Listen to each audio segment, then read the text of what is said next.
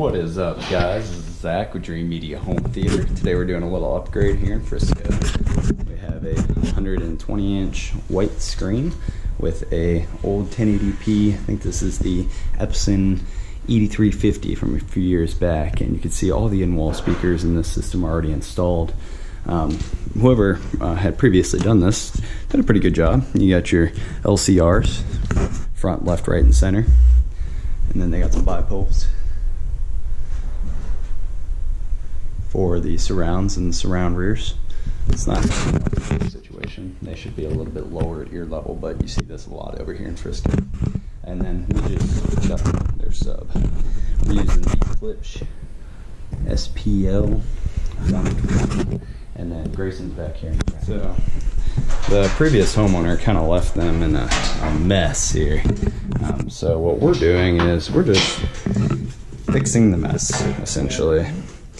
We're coming in and gutting all this component cabling and just this hot mess of wiring that they left them with, and we're going to redress everything and put in our Marantz.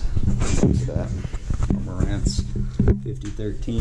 You guys have seen me talk about this particular amplifier a lot. I really like it. It's reliable, really well built.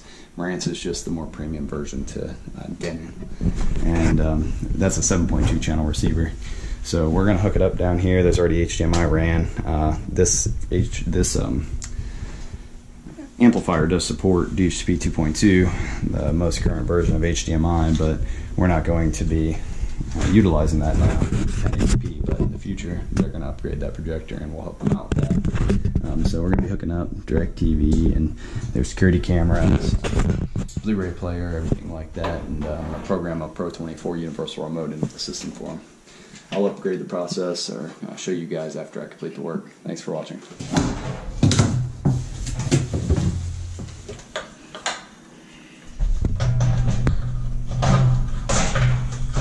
Perfect.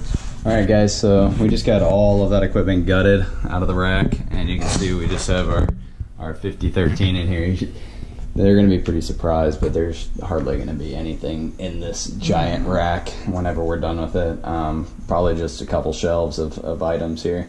But this is called a toner right here. If you don't own one of these and you're trying to do your theater install yourself, you can use just the positive and negative terminals on a battery. It's kind of ghetto, but this is really nice to have. You can pick it up at Home Depot for, it's like 70 or 80 bucks. And help you find your speaker wires. So you can see Grayson has it hooked up, and I'm going to go into the room and find which speaker goes where. Front left. So basically we're just going to run through every single speaker in the room. Like now we're on front right. Front right. And on the other end, he's going to take those labels and connect them to each individual wire. And then after we're done, we're going to go ahead and connect it into the AV receiver. And then can make all our connections under devices and get it calibrated. Alright guys, so now I'm going to take my programming and program it to the control processor in the closet here. And you can see Grayson did an excellent job of cleaning everything up. He's almost finished. Looks like just a couple wires there coming from the panel that need to be tidied up, and then our TV is going to be mounted right here for the security system. You want to show us what everything that we have installed? Yeah, so we got a DirecTV Mini Genie cable box right here, a Pro Control processor. Converts the signal from IR to radio frequency. I haven't had the IR sensors in yet. It's my last step. We have our Clearview DVR for their camera system. We have that going into what we're going to have as a TV here, or a monitor, and then we're also feeding it into the receiver so that we can view it on there as well. And then what we're going to have here is a Blu-ray, LG, and our Marantz 6013. 5013, okay. And then, looks like this is the DirecTV main Genie thing they have now. I believe this is their router. Yep, that's the router for their internet. We got our surge protector here.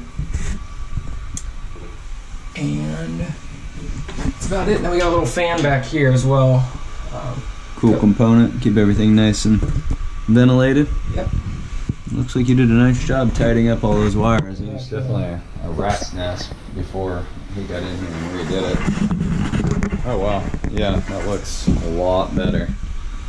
You can see, guys, here at Dreamedia, we really do pride ourselves on our work, and even though this was just a quick little install upgrade, we still went ahead and made it nice for him.